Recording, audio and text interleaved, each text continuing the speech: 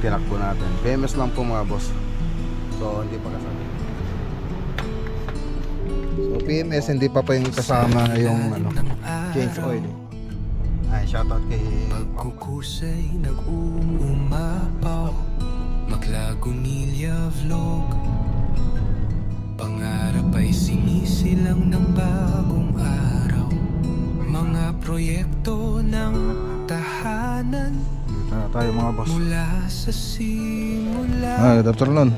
Sa bawat Mahit sa tiyan kami magkasama. Sa pa tayong isang project. Yung mga susunod na project baka kasi tapos dito yung mga kwarto. So master bedroom yung una, tapos may nilinisan po natin yung para malinis yung trabaho para mga proyekto ng tahanan. Uwi na tayo. Meron pang pakwan dito. LV ang dapat abangan, vlog ng buhay, tower of inspiration. Maglagunilya, hindi nagkukulang, project after project, abot kamay ang bang. Okay, good morning. Good morning po mga boss. Dito tayo sa Port Tarlac PMS. Nasa 140,818 yung tinakbo natin. PMS lang po mga boss. So hindi pa kasaling change oil na ito.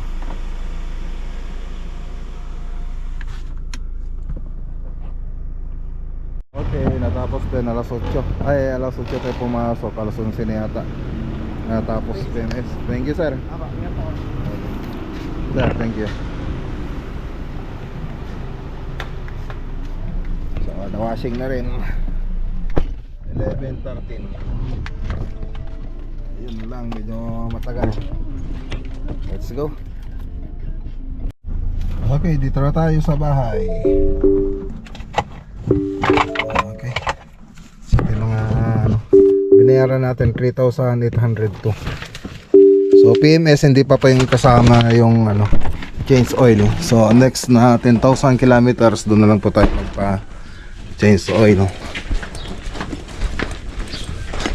So 140 kilometers na. Okay, so biyahe naman tayo. Tapos na po tayong kumain. Lumakad po tayo agad para medyo maaga tayong maka-uwi.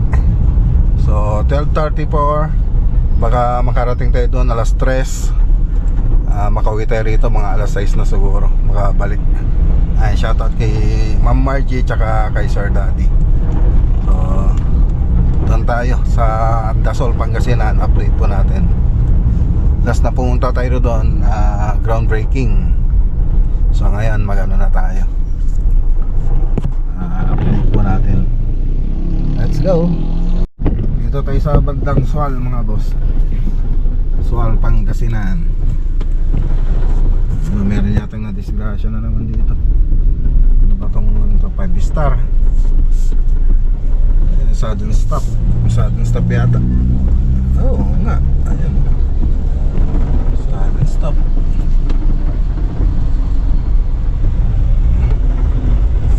Ayan. Hindi nagpagilid siguro yung 5 star. Hindi naman napansin ng kotse siguro. Oops. Ayan.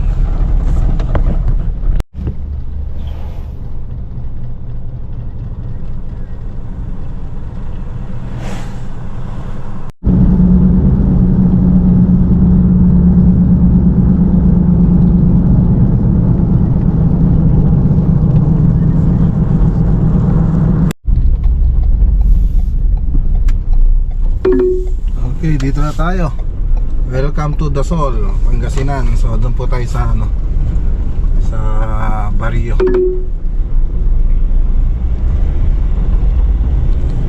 Doon tayo sa site mga boss. Okay, dito na tayo.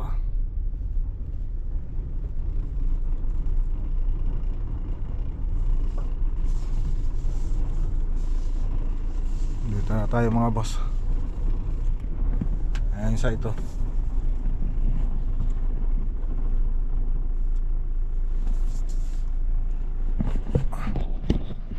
Parking dito. Okay, dito na tayo sa Dasol, Pangasinan Project. Tingnan natin kung ano yung mga update dito.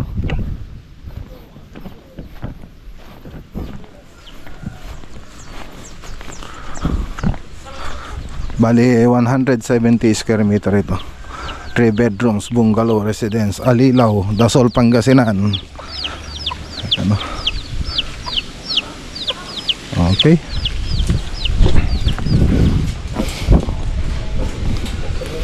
Good afternoon.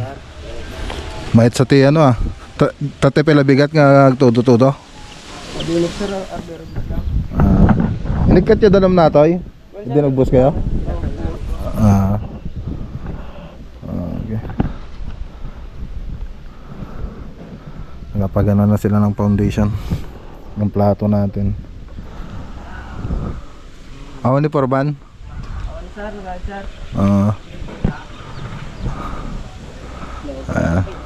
Jay?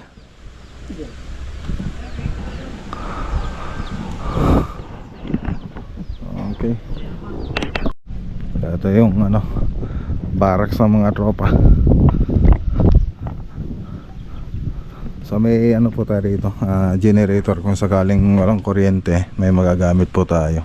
So yan yung unang ginamit natin dito nung wala pa tayong kuryente rito. Pero meron na po tayong pinagkuhanan doon sa kabilang bahay. Ito yung tulugan nila, lutuan. So ayan, ano ba yung ulam nila kanina? Ay, adobo, parang sa bahay lang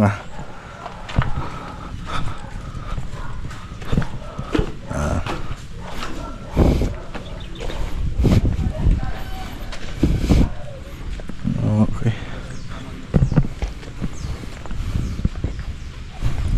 Ito yung lagay ng mga natin, materyales.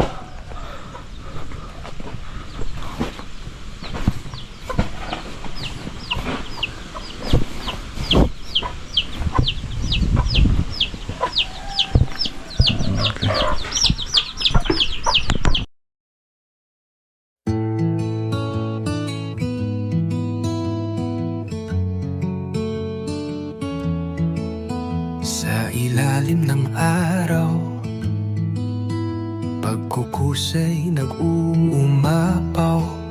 Maklagunilya vlog, pangarap ay sinisilang ng bagong araw. Mga proyekto ng tahanan, mula sa simula. Sa bawat hakbang kami magkasama, sa pagbuo ng ligaya.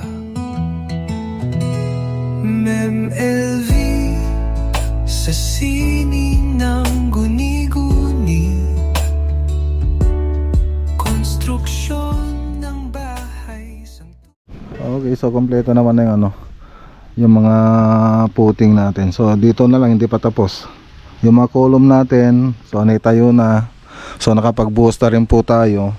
So yung ang magiging diskarte siguro natin dito yung siyempre pag nakapaglagay na tayo ng plinth beam.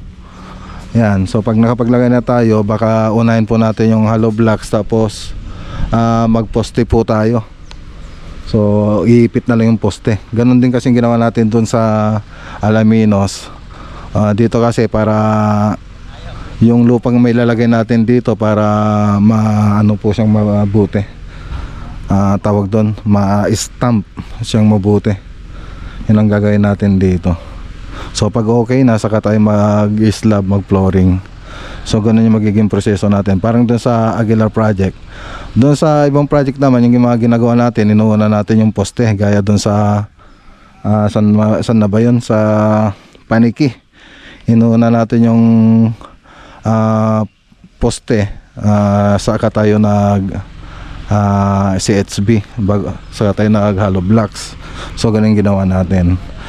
Tapos doon sa Santa Ignacia naman, ang ginawa naman natin doon nakapaglagay na tayo ng pedestal, nag-plinth beam na tayo, nag-slab na tayo kagad, saka tayo hollow blocks, tapos inipit din natin yung poste. So ganun yung mga diskarte kasi pag mga layout. So dito ang gagawin natin, ano tayo pagkatapos mag flint beam, so pag kumpleto na, hollow blocks, tapos ipitin natin yung poste, tapos lintel beam, tapos yung sa may roof beam. Yun pa yung proseso na gagawin natin dito. Siguro pag okay na yan, baka pwede nang mag-slab dito sa may flooring nya. So ako na kung ano yung diskarte nila architect na gagawin dito, kasi ang naka-assign na architect dito si Architect Olivar. Siya po yung naka-assign dito, siya yung titingin. Doon sa Santa Ignacia dati si Architect Ian, tsaka doon sa Alaminos Architect Ian yung nagawak ng project. Doon naman dito naman, tsaka sa ano ba yun, Bakabak, si Architect Oliver yung may hawak. Siguro pag may bubuksan pa tayong isang project, yung mga susunod na project, baka si Architect Ian na yung hahawak doon. Yan. So may kanya-kanya po silang hinahawakan, gaya nila Foreman, sila Badinoli. Yan, may sarili silang hinahawakan. Bawat site meron pong umahawak ng mga project natin. Ganon din sa mga modular cabinet, pati dun sa mga ceiling project.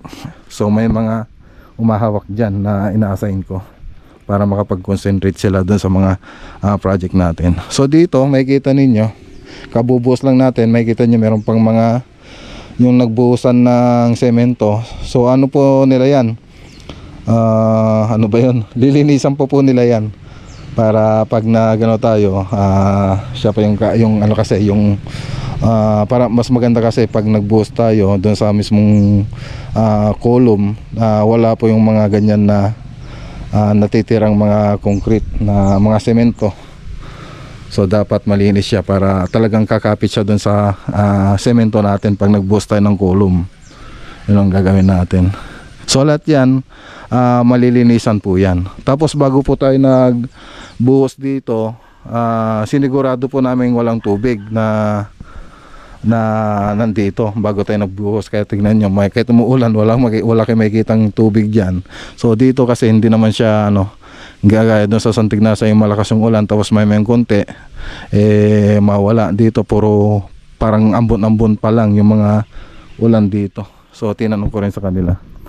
So ganun din sa mga ibang posting gagawin natin bago tayo magbuhos, tatanggalin natin yung tubig noon.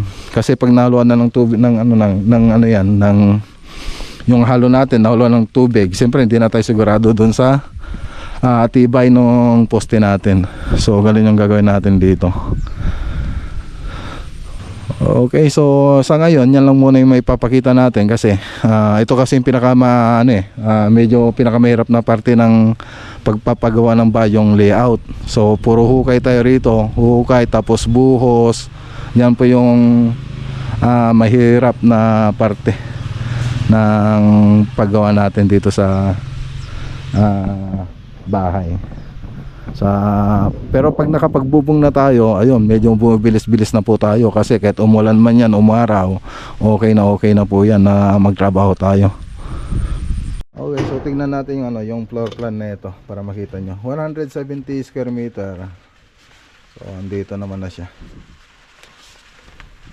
So si Foreman si Foreman Mark, lagay mo muna dyan ang naka-assign dito na asan yung isang floor plan. Ito yung kasing schedule of foundation plan, tsaka yung roof beam framing plan. Saan yung ayun, ito yung floor plan natin. So ito, so nasa siya 17 by 10 yata. 17 by 10. Dito yung 10 tapos 17. Ano to? 0 ba to? 10.9. Parang 11 meters by 17. So ayun pa yung floor plan niya. So pag ports, tapos may yung hallway niya, dire-diretso lang po siya. So dito living area dito sa may kanan, tapos dining, tapos kitchen. So dire-diretso lang po siya. Tapos dito yung mga kwarto.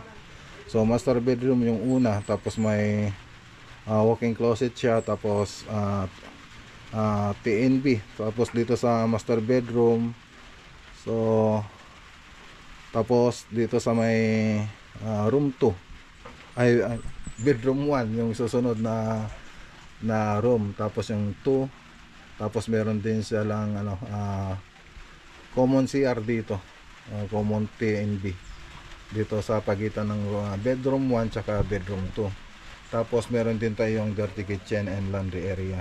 So meron tayong main kitchen, tapos meron din tayong dirty kitchen and laundry area.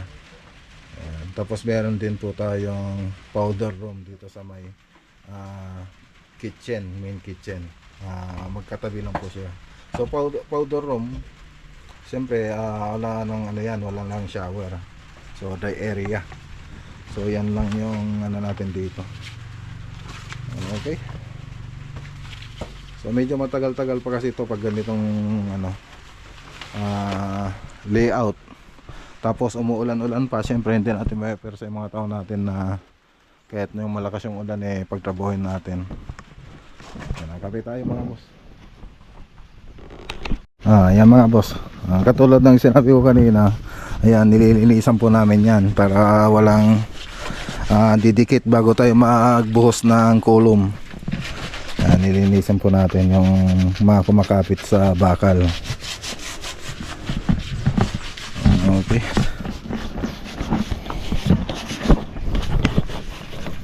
So lahat po yan lilinisan natin.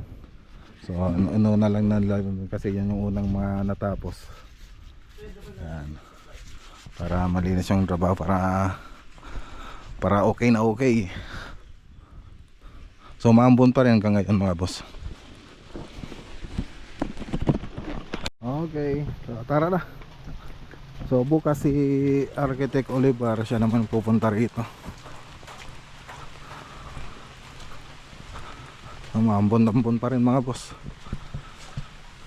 Ayan, shoutout kay Ma'am Margie tsaka kay Sir Daddy.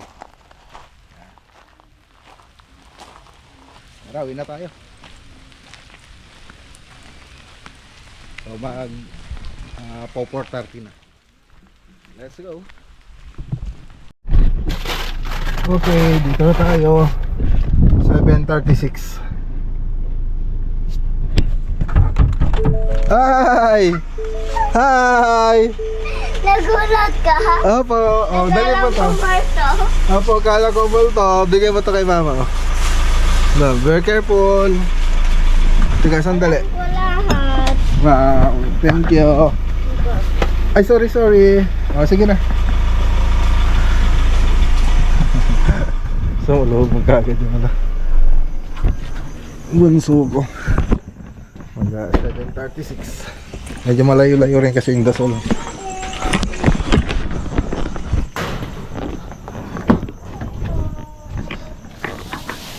Okay, bumili rin ako ng pakwan doon sa suki natin.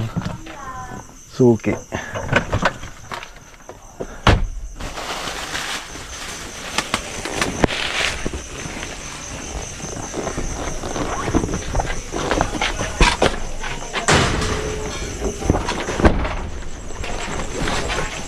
Ay, nako.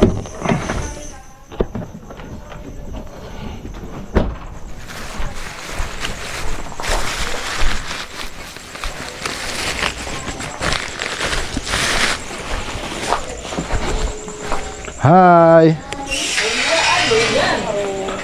Meron pang pakwan dito. Kala ko ito lang. Sige, ano mo na yan? Pandesal. Kumain na kayo. Kumain na sila tatay? Yung ulam. Yung adobo. Ano. Tatay sa loob. Hi! Nasaan yung isa? Where's your favorite vlogger? Asan na kayo? Asan na? Papa! Oh. Isanan mo po, Papa. Wala na si kuya. Oh. Ano yan? Wow, ang galing ah. Dinosaur. Hala, may dinosaur doon ah. Ang galing ah. Hindi, light yun. Oo nga, light yun ah. Ang galing ah. Light na parang dinosaur. Opo. Okay, so busy na mga bata mga boss. Bukas ka pala pupunta tayo ng Isabela. Bipolar visit po tayo doon. Kasama si Mrs. Susunod na project. Okay, so hanggang dito muna yung vlog for today po natin. Good evening po sa inyong lahat. Kita-kita po tayo sa susunod na vlog. Magandang araw po sa lahat at God bless.